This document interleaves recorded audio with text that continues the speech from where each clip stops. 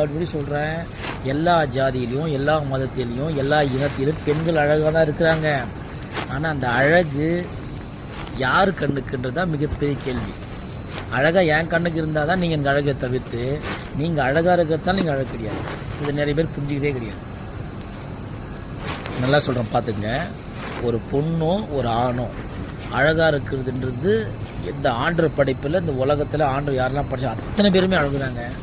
ஆனால் அந்த அழகு என்பது என் கண்ணுக்கு நீ அழகா, உன் கண்ணுக்கு நான் அழகா என்பதை தான் நம்ம முக்கியமாக பார்க்கணுமே தவிர்த்து, ஏதோ எங்கள் அப்பாவும் பிடிச்சிக்குதுப்பா, எங்கள் அண்ணன் தம்பி பிடிச்சிக்குதுப்பா, எங்கள் சொந்த பதெல்லாம் பிடிச்சிக்குது, ஆனால் எனக்கு பிடிக்கலன்னா அது உன் கண்ணுக்கு அழகான பெண் கிடையாது, அழகான ஆண் கிடையாது. நண்பர்களே, தயவுசெய்து ரொம்ப புரிஞ்சுக்கணும். அழகு என்பது உங்கள் கண்ணுக்கு தெரியணும், அதுதான் அழகு. அவங்க அழகாக இருக்காதால அவங்க அழகு கிடையாது. உங்கள் கண்ணுக்கு அழகாக இருந்தால் மட்டும்தான் நீ அவங்க கூட குடும்பம் பண்ண முடியும். கடைசி வரைக்கும் சந்தோஷமாக 16 பெற்று பெருவாக வாழ முடியும். பீச்சு, பார்க்கு, ஹோட்டல், கோவில் எல்லாத்தையும் கூட்ட முடியும். ஊரு ஃபுல்லாக சுற்றி காமிச்சு இவ தான் என் மனைவி சொல்லிக்க முடியும். தயவுசெய்து புரிஞ்சுக்கிட்டு அந்த மாதிரி பொண்ணை பார்த்து கட்டுங்க. அதே போல்